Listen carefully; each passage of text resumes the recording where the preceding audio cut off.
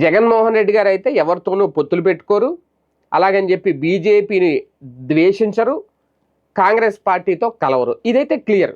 కానీ ఏదో జరుగుతోంది అనే ఒక రాజకీయం, కొత్త రాజకీయం ఆంధ్రప్రదేశ్లో తెర మీదకి రాబోతోందా అనేది. అదే కాంగ్రెస్ వైపు చూడబోతున్నారా? కాంగ్రెస్ సపోర్ట్ తీసుకోబోతున్నారా?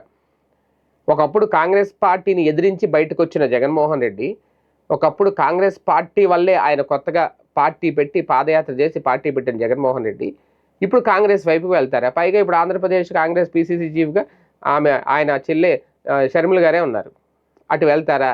ఇక్కడ ఎందుకు ఈ డౌట్స్ రేజ్ అవుతున్నాయి? అసలు ఏంటి అంటే, అసలు కారణం ఏంటి అంటే తాజాగా ఏఐసిసి ప్రధాన కార్యదర్శిగా ఉన్న కేసీ వేణుగోపాల్తో జగన్మోహన్ రెడ్డి గారు బెంగళూరు వేదికగా రహస్యంగా భేటీ అయ్యారు అనే ఒక ప్రచారం ఇప్పుడు అది కూడా జాతీయ స్థాయిలో సంచలనం సృష్టిస్తుంది.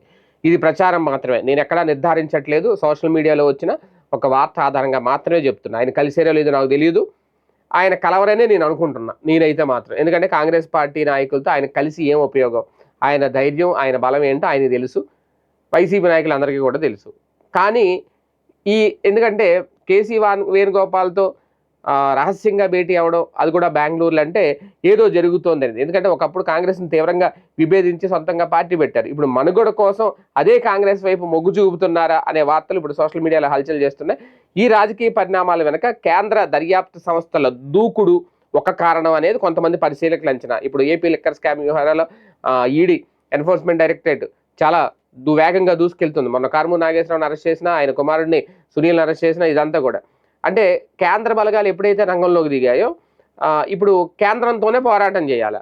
అంటే కేంద్రంలో అధికారంలో ఉన్న భారతీయ జనతా పార్టీ కూడా ఇండైరెక్ట్గా జగన్ దెబ్బ కొట్టాలని చూస్తుందా కూటమితో కలిసి, టీడీపీతో అలాగే ఏమన్నా ఆలోచిస్తున్నారా? అదే అలాగ ఆలోచిస్తే కాంగ్రెస్ వైపుకి మొగ్గు చూపుతున్నారా? అందుకే కాంగ్రెస్లో ఉన్న కీలక నేతని కలిశారా, కేసీ వేణుగోపాల్ని కలిశారా బెంగళూరులో? నిజమేనా కాదా ఇదైతే తేలాలి. కొన్ని రహస్య సమావేశాలు ఉంటాయి, నో డౌట్. అందులో రాజకీయ పార్టీలకు ఏ పార్టీకైనా ఉంటుంది. ఆ భేటీలు, ఆ మీటింగ్లో మరి ఫైనల్గా ఏం సాధిస్తారో ఏంటనేది తెలియదు. కానీ ఆ దిశగా నిర్ణయాలు ఉంటే కనుక ఆంధ్రప్రదేశ్ రాజకీయాల్లో ఒక టర్న్ అయితే వస్తుంది. చూద్దాం ఏం జరుగుతుంది.